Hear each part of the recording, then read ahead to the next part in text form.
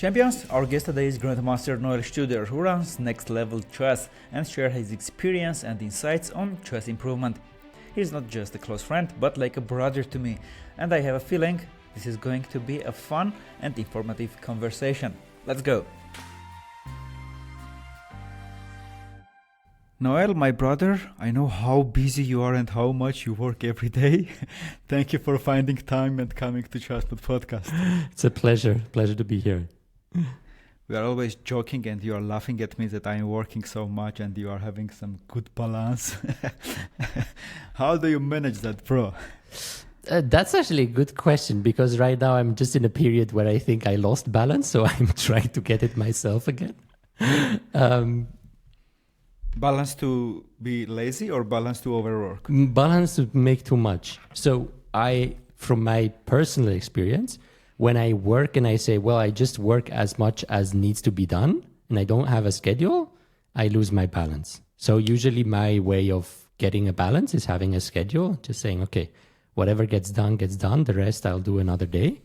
But I understand that being self-employed and only me is a bit easier than having a company and making that list, yeah. Yeah, I can understand. Bro, I want to start from an interesting place. So a few days ago, I published a provocative article, and the idea was that good things, bad things, we don't know. Maybe it was not really that bad.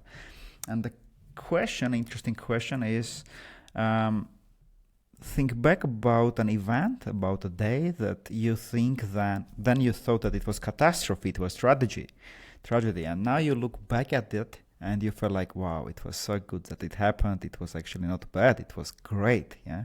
So when I ask these questions to my friends, everyone say like, yeah, I have such days, I have such moments, and then often there are lots of lessons from such days. Yeah. So when you heard this, what day or story came to your mind that back then you thought it's catastrophe and now you think it's great that it happened? So actually, I think it's a very nice article and idea because at the end of the day, right, we learn, and then usually we learn more out of things that go badly. So later on, we're like, oh, I learned so much. Now it helps me. Yeah. So one thing that basically, the reason I'm here, I would say, the reason I even got to Chess Professional is because I felt I got dropped out of a bronze medal at the Youth World Championship. So I think I've never told this story on a podcast. I played under 18 World Championship in Durban, South Africa, and I'm getting there last round. I'm third place. 1 point ahead of me is the first place, and I play him. So if I beat him, maybe I can even win. Okay, so play this game, prepare. So much pressure. Switzerland hadn't had a medal for 30 plus years. So it was like a huge thing. Yeah? It's like, oh my God, if I make a medal, incredible. So I get there. First in the night, we prepare for the wrong color. So pairings were not out. We're like, okay, it's obvious, right? Like he will play black, I will play white. And it was Bortnik. It's a player that we know now plays extremely good chess. He was higher rated than me back then. And he played very dubious openings. So we were like crazy the whole night, morning around at like 9 or 10 a.m. Let's prepare, not even wait for pairings, just go crush this and so on. So we look at all these lines, okay, let's sleep at like 1:30 or something. I wake up. When you say we, who are we? You and your coach? Yes, my coach that was coming with me was Grandmaster Sebastian Bogner. He's a German player that moved to Switzerland and then played for Switzerland. So we do this together, and I was an IM at the time. Oh no, I wasn't even an IM. I actually became an IM because of this tournament. And so wake up in the morning, look at the pairings. I have black. Like, what? What is this? So need to change all the preparation, go to the board, tired, stressed. Bortik plays e4. I think he never played e4 before. He plays main line in the French. And after 7 moves, he just does this. Just a huge X. He wanted to offer a draw. He didn't know how to speak English. So he just made X. And did you think like, okay, he wants us to War, stop it, yeah, stop doing this to me? and so I was sitting there. I was like, wait, why is he offering a draw? Only then I realized if he draws against me, second place is half a point behind him. He has better like Buchholz and everything. He is world champion. We didn't even think of that. It's just like, I was like, what? That's so obvious. So in the moment, I'm like, nah, I'm not taking a draw. A draw would have basically guaranteed me bronze medal. It's like, I'll beat this guy with black, yeah? So I play. After like 4 moves more, I'm already like, oh shit, I should have taken the draw. I'm already much worse. So basically what happened, he offers a draw. And in this moment, my instinct told me, okay, I need to play quick because I need to be, kind of powerful Noel. No, I certainly don't want to draw. So I make a quick move and immediately it's a mistake. It's like you play bishop a6 in every line except for the line he played. I barely looked at this move. I was like, oh, bishop a6. And so much worse. After, I think 1 hour, 45 minutes, I lost. I got checkmated like a schoolboy. I was so mad. I was like... Wait. You never offered a draw when you felt everything is going wrong? No, I didn't offer a draw again. Why? I don't know. Why? I just didn't, maybe too proud or didn't come to my mind or I don't know what happened. But also, you have to imagine like Bortnik back then, like he was a real gangster. He was just sitting at the board relaxed as like, I was like stressed out of the world. It's like relaxed. He played moves, like he sacrificed a pawn like 1 minute, boom. 1 minute, boom. And I was like, dude, what are you doing with me? So I think I was so intimidated and felt he was so like sure of himself. I was like, okay, if I offer a draw, for sure he doesn't take. So I lose after 1 hour 45. And I was so mad. But now the story is not finished. So I was so mad at this moment. I was like, how can I do this? Then I go to McDonald's. I remember I told my coach, okay, I need the biggest McDonald's meal in the world. I eat all of this McDonald's. And then I get a text from a friend of mine. He says, hey, congrats. Even though you lost, you still have bronze medal. I'm like, what? What happened? So there was one specific way. Like, if I lose, board 2 needs to make a special result. Board 3, 4, 5, and 6. All of these boards, only one result each for me to still be third, probably. And so I look, all the perfect results. I'm like, oh my God, I have bronze medal. So I start like, oh my God, from like worst to best, I still have bronze medal. Let's go. And then official standings come out. I'm 5th. Like, huh? What's wrong? And so we go to check. So what happened is, for the 10 days before, they had regulations in South Africa that were hanging out. And it was saying, first is amount of blacks and then Buchholz. Think this way around. So I had 6 blacks out of 11 games. So this was more important than having more Buchholz. So I was the highest Buchholz with 6 blacks. So I would have been third. What they did is that in the FIDE regulations, somewhere on a FIDE homepage, it's written that for World Youth Championships, that's not allowed. So basically before or during the 11th round, they changed the tiebreak system. And I was like, what the heck? So like we made like official complaint, but there was nothing to do. So I got 5th, and it was such a roller coaster. And I was so mad. But what I took out of it in a way is I had such a bad way of working on chess. Like everything of the process was horrible, right? Like I was terribly prepared for the game. Didn't even think about Bortnik asking a draw. Like everything about my process was wrong. If I would have taken a medal, maybe I would have said, oh, cool. Now I finished, like, this is my chess career, basically. I took a medal. I'm happy with it. But because I was so upset, I was like, from then was when I decided I will be a chess professional. I was like, okay, if FIDE robbed me of a bronze medal, I will now crush everybody. So that was the moment where I started, like, applying the right methods of chess training. It was just because I got so mad at not winning this bronze medal. Interesting. Any other days that comes to your mind, bro? That you thought that that was catastrophe. Now you are happy for you live that days. I mean, there are many. I would even go as far as to say when I had my brain injury, which is a very negative kind of experience. it forced me to learn so much about myself. So I wouldn't say I would want it again, but I can see how much I learned from it and the person I became from it. So it's like, because I had so much less time, we joked about how much I work, which is also partly because, well, I just couldn't, right? So if you're like forced to work 2 hours per day, like you need to condense so much more in these 2 hours. You need really to think, okay, what is smart? What can I do also for chess? And this has given me so much that I wouldn't want to change the learnings out of it, even though it was a very painful period for me. So this is certainly something that also comes to mind. But I would say it's a lot of bad moments, a lot of games that were lost that you can say, okay, I learned so much out of it and I got stronger out of it. We have talked about it a lot when you had brain injury and you were going to therapists, and I would push you to other direction, to books, and I would push you that maybe subconsciously you should heal yourself. And I remember when we met in Budapest, I think you said it first time, that you said, brother, I am healed. I was like, yes. So tell me about it more, and also I'm sure our listeners will be interested. And for the context, for our listeners who don't know your full story, Noel had a brain injury, and he couldn't focus for more than 2 hours for years, right? Yeah. How many years? 7 years. 7 years, yeah.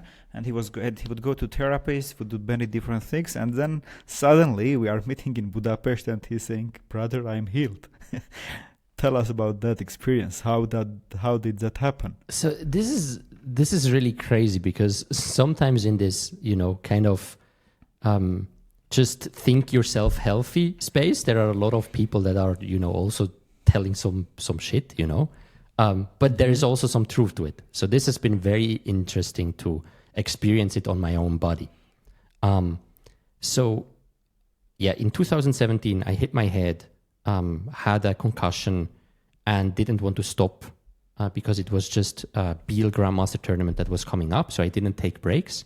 And so this got worse and worse and worse.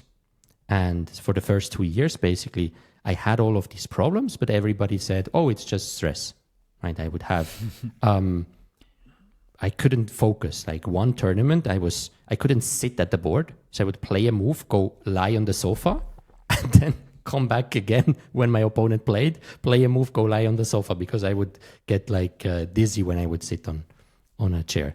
So I had all of these symptoms. And then at some point, a doctor said to me, okay, you have this brain injury. And so we started working on the physical process, right? I had extremely, and I still have a little bit, very tight muscles here around the neck area. Then it goes up to the brain. The brain itself had some trouble. So there is osteotherapy. You can do stuff in the brain, on the brain. So I had some physical symptoms, which I worked on a lot.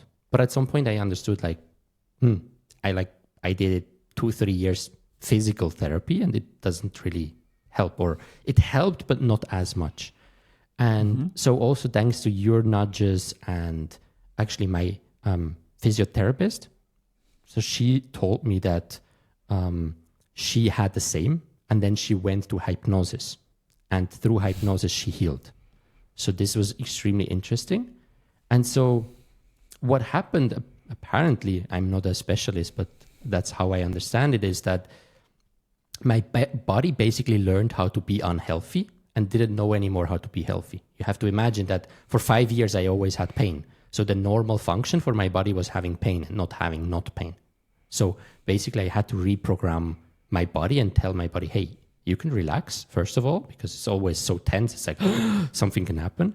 And second is, well, you can live without pain. It can be normal. I was like, oh, that's cool, right? So this I had to reprogram, and this was really what you then said in Budapest when there was the moment where I felt myself healthy, then the body fully made the switch as well. So it was really kind of this mind-body connection where I first had to, first I was working on the body. There were problems on the body, but at some point there were no clear symptoms anymore why I would have the problems I had. It was just that my body was used to creating those basically out of nothing, right? As if I would have a, concussion every 2 months, my body would like, okay, let's tune up the problems again. So I needed to work on this to become healthy. It's so interesting, right? How many things are happening from our deep in mind, from our unconscious brain, and how we can influence our unconscious, which becomes a reality. Yeah. And it's so... sorry, go ahead. Go ahead. It's so interesting how many things I learned from this. Like, there were so many patterns. It was like, holy, that's because of that. So, for example, everything that could happen, every novelty, I saw as danger. And for a long time, I thought, well, that's just because I'm an introvert and I like staying at home. But then I started realizing, wait, as a kid, I wasn't like this. I was doing crazy stuff. So this happened due to the brain injury. Basically, everything that wasn't controllable for me was like a danger. And so I wanted to exclude every danger possible. Right? But when you want to exclude every possible danger, you also don't have too much fun anymore in your life. Right? Like everything is possibly dangerous. So there's so many things that are linked to it then that I start realizing, oh, this pattern, oh, this pattern, oh, this pattern. And most of the things came back to just my body feeling unhealthy. And because of that, I took way too many precautions because I thought just a normal, something that could be painful is bad, but sometimes pain is not that bad, right? It's just how we grow. I remember when my wife was saying, oh, I didn't know Noel is a fun guy. Yeah, that was pretty funny, but also pretty sad,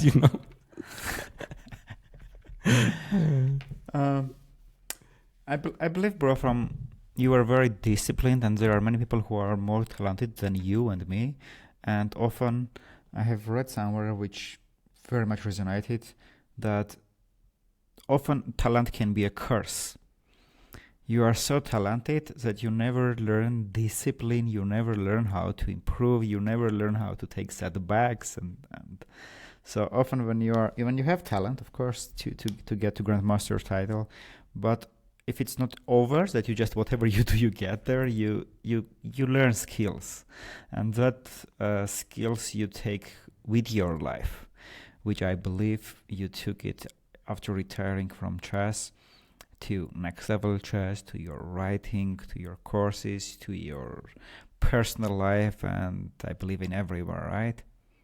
100%. Yeah, totally agree with that. And I think actually it makes you a better coach when you have to suffer harder for your results, right? Because if you never had these blockade moments, oh, I don't believe in myself, I needed to fix this 6 months plateau, and then, oof, I jump. But if it was everything just, straight up, it's like, okay, what's your problem? Like, just get better, right? Like, you don't learn this kind of experience. So I think it helped me a lot, just being able to put myself in the shoes of my readers, listeners, and students, and then to come up, because plateaus feel the same on many different levels. It's just, it's you need to do something new. You what you're doing at the moment doesn't work, but it doesn't mean that you are stupid or bad or you can't improve. So you need to change something. And one thing I like to say is that wrong process, right outcome is the biggest curse you can have. So that's probably... Say it again? Wrong process, but good outcome, especially early on in your life, is very bad, right? Because, you're just learning the wrong lessons. Yeah, that's right. That's deep, and it happens with too many people, right? And even if they are just playing some openings and some wrong openings, wrong ways, they are learning, and they have the first 100, 200 rating points, and they think, okay, that's the way, and then it's very difficult to realize. I think we are both playing poker, yeah. And I think one of the dangerous things with someone can happen if they play their first game in their life in poker, or they play in casino, and they think, I won. It's so easy. Yeah. You are in trouble then. That's actually, there is I don't know the exact numbers, but also the lottery millionaires that are then losing all of their money is an insanely high amount. And it's just like, well, playing the lottery, mathematically speaking, is not the smartest thing in the world. Let's put it like this, right? You're on average losing money, right? So you got so much money out of a, not very well studied process. And then you're like, what am I doing with this money? You never learned it. You never had to, kind of grow slowly. Oh, I have a bit more money. What am I doing? But like, I had nothing. Now I have so much. And then it seems like the money comes from nothing, basically. And that's how they spend it. And suddenly everything is gone. So this is, also in poker, I think everywhere where you have like this one hit wonder, but you didn't have to go through enough like hardship. Like either you are like Messi, right? Where your talent is so big that you can sustain it, or it will be super hard for you because the plateau, as you said, when you start playing wrong openings, start doing the wrong things, and then you get into a plateau, you're so attached to what you did before because it worked, right? You're like, wait. But then people like us are saying, no, don't do this. And it's like, wait, what? This brought me 250 points. Like, yes, okay. It can improve you in the short term, but in the long term, it's not really going to work. And so they need to unlearn first everything and then to learn something new. Way harder. Yeah. When the foundation is bad, it's often it's just better there is nothing than just wrong foundation. And then as a coach, you need to crash all that foundation. I remember I had a student whose father taught him, his father didn't know to play chess really, but he taught him you should trade the queens as early as you can. Learn to play endgames because Botvinnik or Smyslov said if you learn endgames, you will be the best player. So the father, who had no idea about chess, taught his son to do that way. And this kid was playing, every exchange variation, trying to trade everything. He was like 2000. And when they asked me to train, I was looking and I was like, guys, it's very difficult. It will be very difficult. It would be better if he was beginner, then he would go very quickly up. But now he's 2000, but he plays like this chess, very slow, trading everything. No feeling of the speed of the game, initiative, yeah. So when I think about talent, I think it often comes to not just what you got from nature and your genius, but also from the foundation you had. What was your foundation? And often your foundation might be so right that people mess it up with talent. What's your thought on it? I love that story. I love that story of the student. It reminds me of, have you read Mastery by George Leonard? This is like a small book. It's very interesting on the teaching process. And it's about, I think it's talking about tennis. And he says something like, a new student is coming and I will be lucky if he didn't have any lessons before or something like this, right? He is super happy when the guy just, okay, he doesn't know, oh, you don't know anything. Oh, thank God, right? Now we can work on, because this is, and it reminds me again also about the thing we talked with my brain injury. When I finally found a therapist that was very good, I went to her and she said to me, oh, I'm so glad you came so quickly, because usually it takes as long as you suffered to heal. And I was looking at her and I was like, I'm suffering for 4 years. She's like, oh. So it's the more these things are ingrained, right? It's really the same thing. Like my body just learned how to do things and I needed to unlearn. Much better not to know how to be unhealthy, right? So for the chess students, I think it's exactly the same. Like when they have these kind of bad habits, it's so tough to get out of it. But I think you can do it. I've seen it with many people, but it's just that you need to also be ready to shortly get worse and then maybe get better. Because it's kind of, you're breaking everything, right? You're like taking, okay, now I take your chess knowledge, you forget about this, I put you something else. And it feels so hard. And you can be confused in the beginning as well. You're like looking at the position, wait, I would now think like this, but Avo told me to think like this. So now I need to like consciously override what my intuition tells me. Super difficult, but when you do it, then from the ground up, then everything can work better.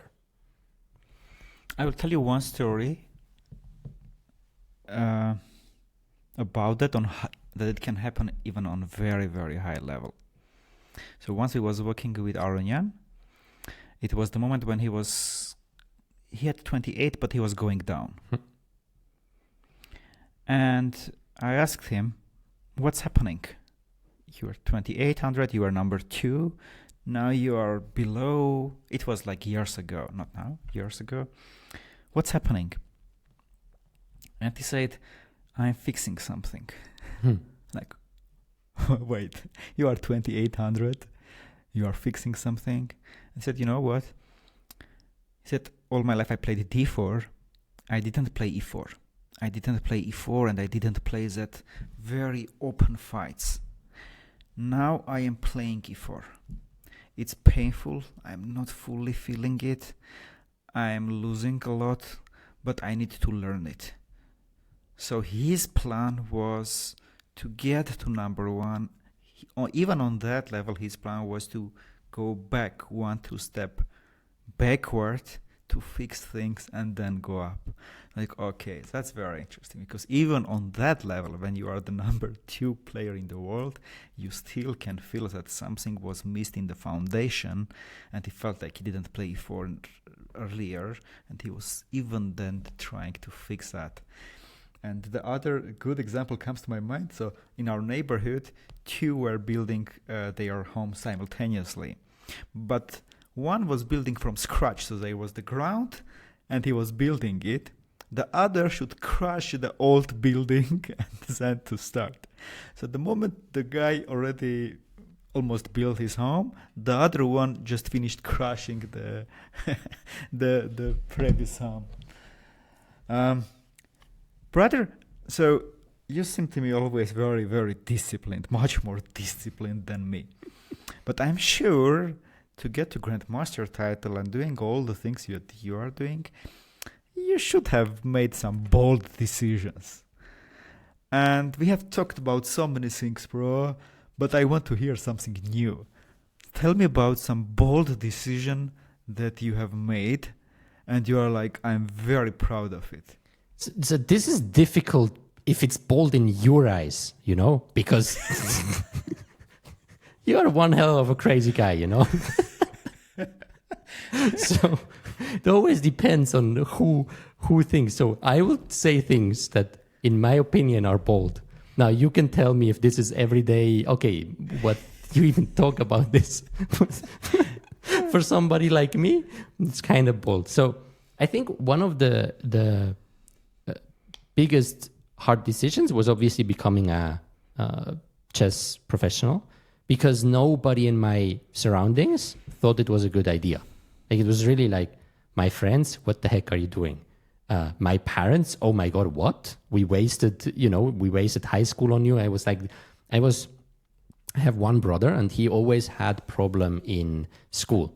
It was always, close to failing in school. And my parents are both very well studied, have nice jobs. And for us, they both wanted get to university and get a great job. So I was always the kid that, at least Noel is good in school, at least he's not making us problems. He has nice grades. That's so cool. Okay, he did the sports school 1 year more, but he will, study whatever, economy, then he will lead some bank or whatever you do in Switzerland. And so I tell them, I want to be a chess professional. They were like, what? How are you wasting your life? And all their hope is now we don't have hope anymore. Yeah. Turns actually out that my brother was the one then, studying. Now he's leading a restaurant. He has a normal job. Now my brother is the pride of the family and I'm the strange guy. What is he doing? He was writing articles. How does he even... Sometimes they ask me, but this course that you film, you still make money with this? I'm like, yes, people are buying it. Oh, nice. So this was incredible. And even my chess federation. So this is the craziest part. I was calling to the national coach, proud, I'm motivated. I want to be chess professional. He's telling me, are you sure you don't want to go to study? I think you should go to study. I was like, wait, what? You're the national coach. What are you telling me? That I should go to study? So he was also not happy. And even my coach at the time, I was working with Artur Yusupov, and I love Artur. Artur is such a nice, much more nice human being even than he is a good coach. He has amazing books, but he is not so ambitious anymore with his students usually. He's like, okay, let's, get better, but not like... And so I was also telling him, he was like, are you sure? I was like, wait, everybody thinks I'm stupid. So this was one of the hardest one, because I just went against basically what everybody told me. And then a second one, which I think for you will just be very standard, is is when I stopped my career. So it was in 2021. I had still the health issues, right? And I was starting to write, to do stuff with coaching. And then I was at one day, we were planning 3 months to go to the Canary Islands to live there. And one day I just felt like, hey, I need to take my health seriously. So I remember standing in the kitchen, listening to some podcast, and I just told Alessia, okay, for the next 2 months, I'm not working. And she's looking at me like, what? So it was the first time where I completely trusted what I felt from my body. Like my body was telling me, okay, you need to take a rest. I didn't understand why. I didn't understand how. And so basically 5 days later, I was just, okay, I'm gone for 2 months. So that was the start of like taking myself more seriously from what I feel from my body. You could say also from what my subconscious mind tries to tell me somehow. So these were 2 decisions that come to mind. Now you can rate them on a scale from 1 to 10. No, the second one was bold, bro. I have never taken 2 months off. My maximum off. It's one day, yeah. Like, no, I had 8 days. Yeah, I think 8 days I had. That's crazy. I had 8 days fully off. Yeah, so that one is bold. But to go to the first one, bro, that even your coaches and Artur Yusupov was like, "Are you sure?" I think we should talk about it a little bit deeper, because as we both became Grandmasters, we know now that it's not the answer. It's not that you become a Grandmaster and you are happy.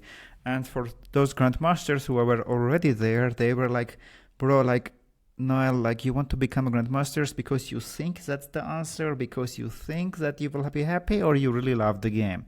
So I think we should talk about this, because I see it all the time in chess community, in ChessMood family, in our champions, for people who are like, I want to become Grandmasters. There is not really strong why, and you feel like they think, oh, look at Noel Avo, the other Grandmasters, they are all happy, but they don't see that it's like, especially for people who are still hardly competing and playing professionally, it's not the answer. So I think you should share a bit on your thoughts, because you also got there and then retired. Yeah, this is very interesting. I think so. First thing, you're totally right that it's not the answer. So it's not like once you hit GM, you're like, oh my god, right? Actually, it's one of these days where I hit GM, and you said the other way around, right? You said bad days that turned into good. I thought this will be the best day of my life, and I was freaking feeling horrible. I was like, same what day? now? Next same morning. Day you felt it? It's next morning. Okay. It took me 3 days, bro. At least 3 days. I was waking up, I was celebrating. Wait, what? Yeah. I still feel the same. And now I feel worse because I don't have hope that it basically eliminates all the pain from my life, right? And you see that often actually also in other areas, right? You have this one huge goal, you hit it, and you're like, wait, that was it? Like, I was happy for one evening, and now? So this is a good point. I think for me, it was mostly not wanting to achieve something, but knowing that I don't want a normal life. I think that in retrospective, I start realizing that. So when I had the decision going to university, the only other option I thought I had was playing chess professionally. I didn't think I have any other option. So basically I was like, for sure not university, that sounds boring. So let me take the other option. Then later on in life, I started realizing it's like, I picked chess because I wanted to make something special out of my life, to not do something ordinary, just not just say, okay, I need to do what my parents tell me to do, but I want to, kind of find it for myself. And then I started understanding, you said that I then retired, I started understanding that chess is not the answer, or playing chess professional is not the answer for me. So that's why I retired. But I think in that moment, it was important for me to be able to do something that is not ordinary. And that was like if I would have gone to university then, I think it would have, every year becomes harder to do something non-ordinary, right? So the more you get, like imagine you are a lawyer, you have a family that you have to pay for, and now you're thinking about doing something, non-ordinary. It gets harder and harder. Now, I'm not saying this is the right solution for everyone, but like for me, it was finding that I want to, okay, what do I want? And then later on, I started realizing, you can have a business. You can be a coach. Wow, that's cool. And so I started seeing alternatives to my life as a chess professional. We both love the quote by Jim Carrey. Remember? I don't remember it. I had in my article, and the other day I saw in your article too. He said, "I wish everyone had." Yeah. Say it. I wish everyone. Well, how does he say it? I can't. Kind of. I wish everyone achieved got everything, their cars, basically. Yeah, exactly. their houses, and understood that that's not the answer. Yeah. Or everyone became a GM so they can really understand if they like chess or not. Yeah. It's like, that's the moment where it's like, now I tick this off. Now everybody thinks I'm cool. Do I think I'm cool? So recently we were talking, and you were thinking about the alternate direction you might go at some point. So just as you thought, okay, it's only chess and university, and then you found, I can also do coaching, I can also have business, etc. Then you were thinking that maybe you will switch from the chess world and do bigger.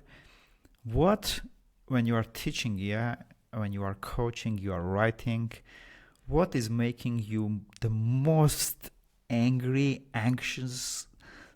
What makes you most negative feeling? Because at the end you even deleted your whole active Twitter account when people were following, but there were often comments, things that they were not getting it, protesting, pushing back, and you get so angry that you delete it. So there are many things I can understand. I'm in that world. So often people have strong opinions. No, you're wrong. You should every day play bullet and to become a better chess player. What you are telling, people often have that strong pushbacks and strong mental models. So what's the thing that makes you most angry, that you are even thinking about switching one day to other world? So what upsets me probably most is that when there are some things in the chess world that are pretty negative and unhealthy for people, and I feel like I want to change it. For example, just having obsession about ratings. What we talked about, like thinking that if you reach a certain goal, then blah, blah, blah, blah, blah. Or like pushing back against, for example, sometimes when we write about mindset, there are some people, this is just hocus pocus, hurrah, tralala, right? and it's just magic and whatever. And like, this is because it has helped me so much in my life.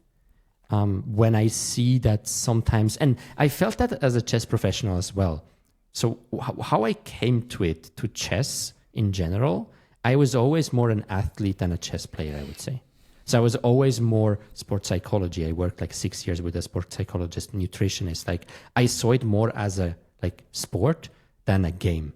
And many people see it as a game, and whatever, your health doesn't matter, your fitness, why should you run so you can play better chess? Like, all of these things. I think when people are, and sometimes I don't even mean it badly. I mean, some people are just, kind of not positive, I think, but some people really try to help out, but they give like advice that is totally unuseful and unhelpful for people. And I feel like I need to save this.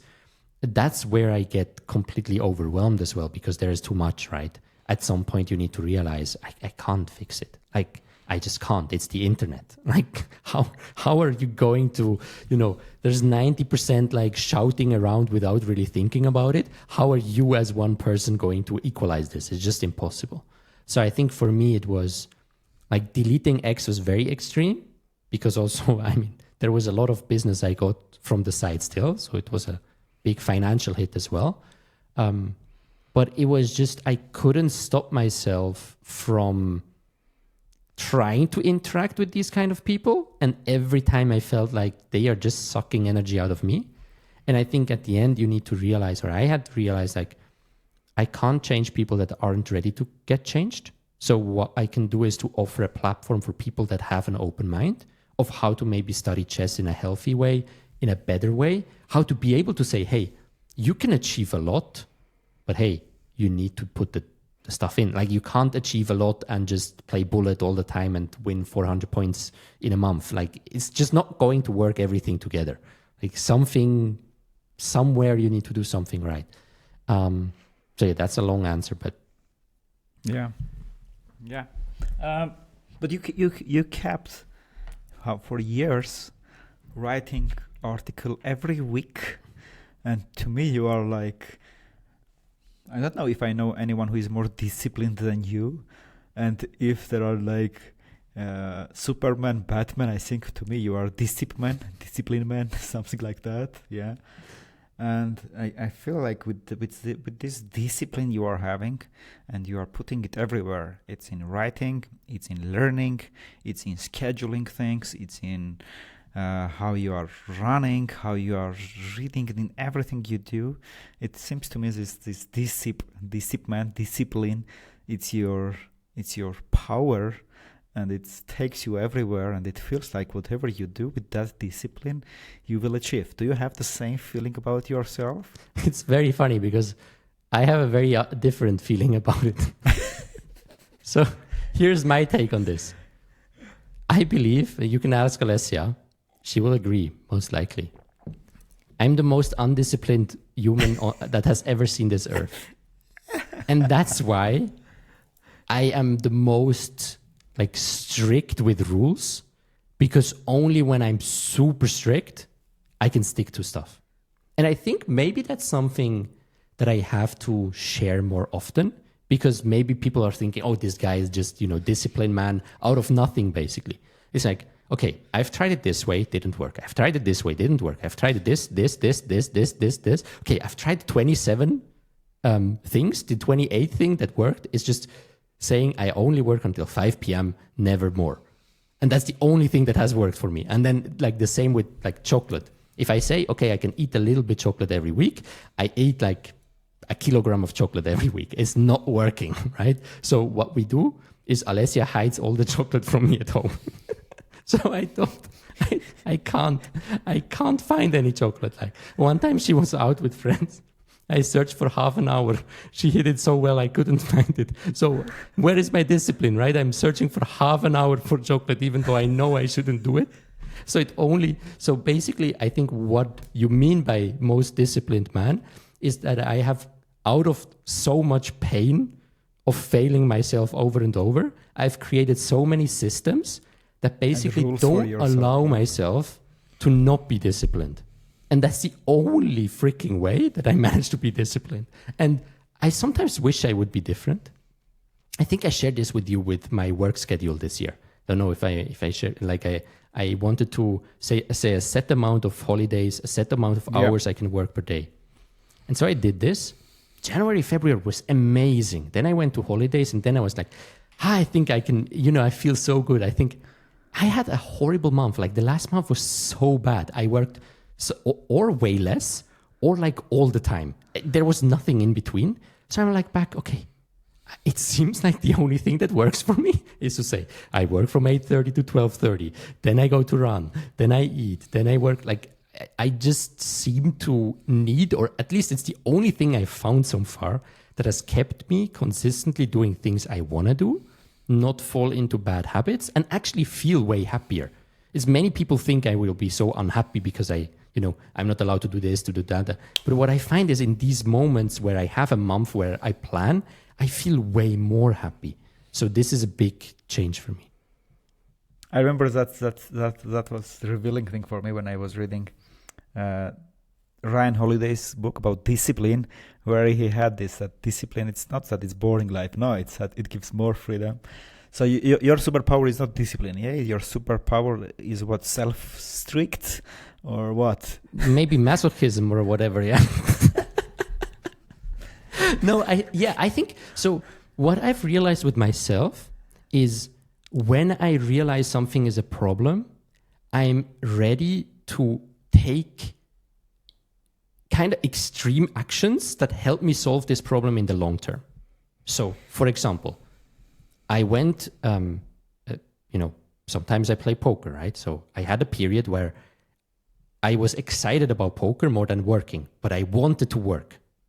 So I went with a weekend with my friend. I came home tired. As you know, poker tournaments always until 4 a.m. Like, I hate the rhythm. So I was like talking to him and I was like, I don't want to do this for a while. I want to focus on my work. He was like, yeah, take it easy on you. It's like coming home. I banned myself for 6 months from all poker and was like, okay, now it's done. So it's like when I have this kind of pain, I'm like, how can I help myself in the next months to not even have to confront myself with that pain? I think that's my process that I'm trying to do. For many people, it seems like, well, this is so extreme. For me, it's really like just helping Noel in 5 days, not having to think about this. Because I know Noel in 5 days probably is not strong enough to say, oh, there is another poker tournament and my best friend is also going. No, I'm not doing it. I'm now working. I'm just like, yeah, whatever, one day, who cares, yeah? So that's why I'm just like so kind of strict on systematically trying to apply these things. Yeah. Okay. But I wish it would be different. I mean, if I could learn it, it would be funnier probably the other way, but it seems to work for me. But you found it. You found your way. So when you came from your poker trip, you were like all in with your project that you had in your mind for a time. You were recording the course you had, how to study chess, your NLT course, and soon you are relaunching it. Tell us what happened, why you were like, okay, I need to redo that, and how did you put yourself and say it, Noel, the most undisciplined guy, you need to re-record the whole thing. Tell us why you did that and how it went. So the discipline part was interesting because basically only when I saw the deadline and was like, holy cow, I started to be disciplined again. It was like, sometimes it can help. Yeah. It's like, if you publicly say that's when I have the course ready, then you have no other option. But yeah, I wish I could do it also when it's a little bit less strict. Why have I recorded everything? So basically, yeah, I had this course and it worked. But what I felt or what I saw from my students a lot is they get a lot of knowledge on how to train, but the application wasn't ideal yet. So the idea was like, okay, learn all of these things, right? 10 hours of Noel telling you, this is how you study endgames, this is how you... And then they tried it out. And then like you're not going to remember everything, not going to implement everything. So what I tried doing is instead of giving all the knowledge and now you do it, is more like, okay, I give you a little bit of knowledge, try it out, see how it feels. Do you have any problems? Okay, here's how you solve these problems. Next thing. So it's like trying to make it much more step by step than trying to take somebody, say, oh, you have horrible habits. In one course, I make you perfect habits. You go out of it and it's perfect. It usually doesn't work, right? At some point, you're like, oh, it's too complex for me. So it's more a gradual approach of learning how to study while still studying, right? So it's not just you have to finish 10 hours and then you get a study plan, but you get a study plan and with the study plan, you study chess and you learn how to study chess.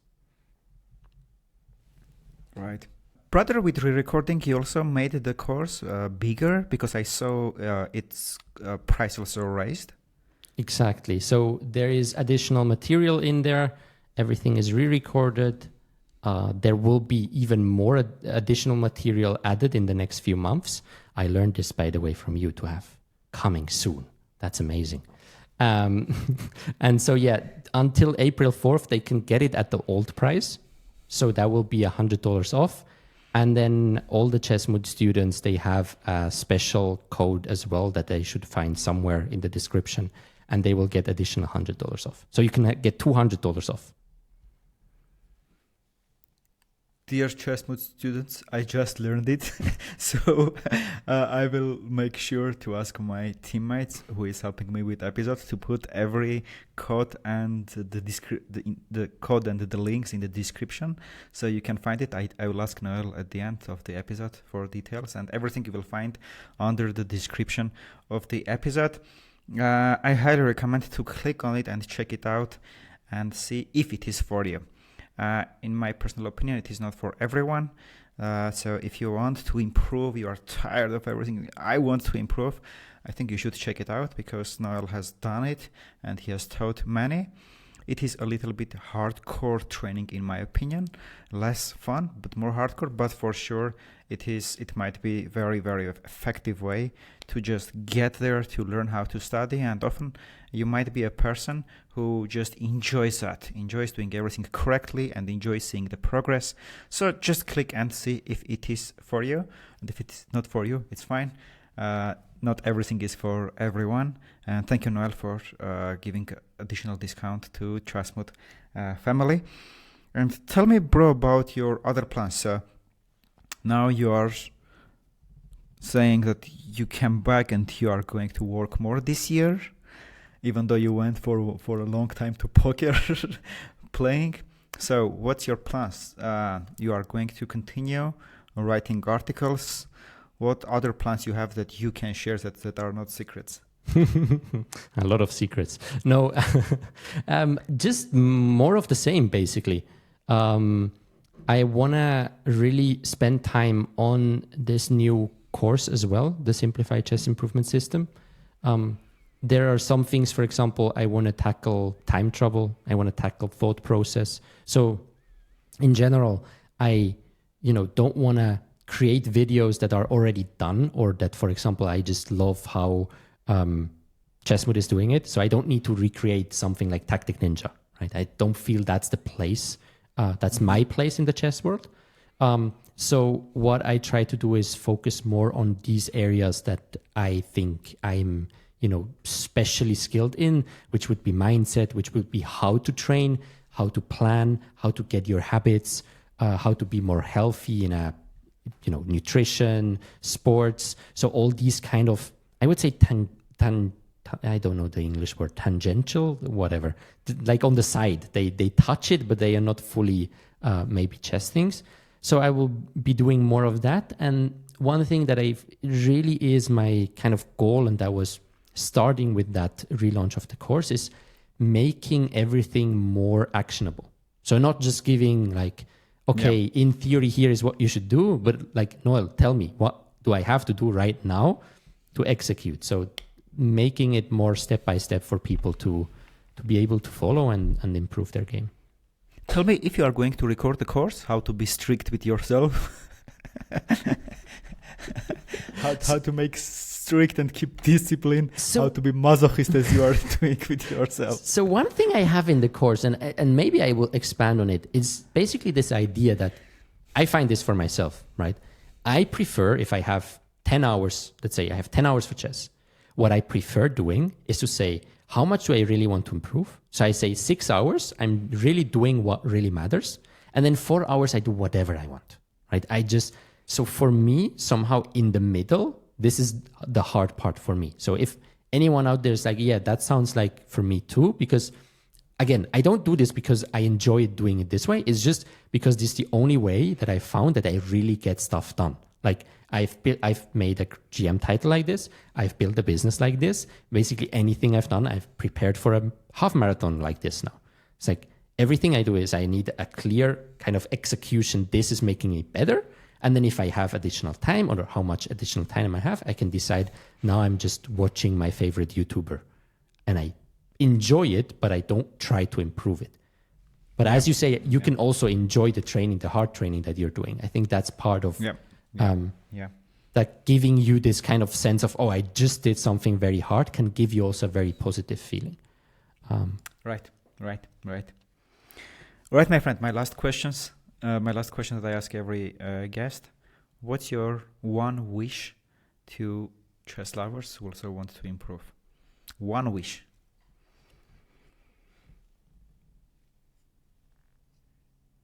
That you can enjoy the plateau. Tell me more. Enjoy the plateau. It's only one wish. I'm a strong believer that growth is done in the periods where it's hardest. So everybody can improve their chess if the rating is going up. Everybody is motivated when the rating is going up. But at some point, you will get a plateau where things don't work anymore. And many people believe that you just need to suffer through the plateau so you can then grow again. But if you look at a career from a chess player, for example, you have more plateaus than you have growth periods. So if you want to enjoy chess, at the end of the day, what you need to do is you need to enjoy the plateau, because the growth period, anyway, you enjoy. Like if you're coming, oh my God, I won in 1 month 250 points. Like I don't have to ask you, did you enjoy probably you enjoyed your time, right? But in order to achieve this again, you need probably to go through 6 months of harder periods. And so if you can even enjoy these periods, then I think chess is really fun and nice. Quite deep. Nice answer. And can we answer the question too, how do I enjoy the plateau, with answering it, enjoy the process as a result? Yes. I think that's when you focus on the process, when you're not focused on short-term results, when you're thinking about, am I doing the right things? Am I having fun? Am I, growing? Am I learning skills? And not, did I win this game or did I lose this game? Then you have a way better chance to having fun. Again, something I had to realize because I was very bad at it. Thank you, my friend. Thank you for coming to ChessMood podcast. And I'm sure I will see you more and more. Keep well. And until next time, thanks a lot. Thank you. My champions, I hope you loved the episode. Drop a comment what resonated with you. What are you taking into your life? And if you have any questions, leave them below. I will ask him in our next episode. You will find all the links mentioned in the episode in the description, including the discount coupon code for his course. Stay awesome. Until next time, my friend.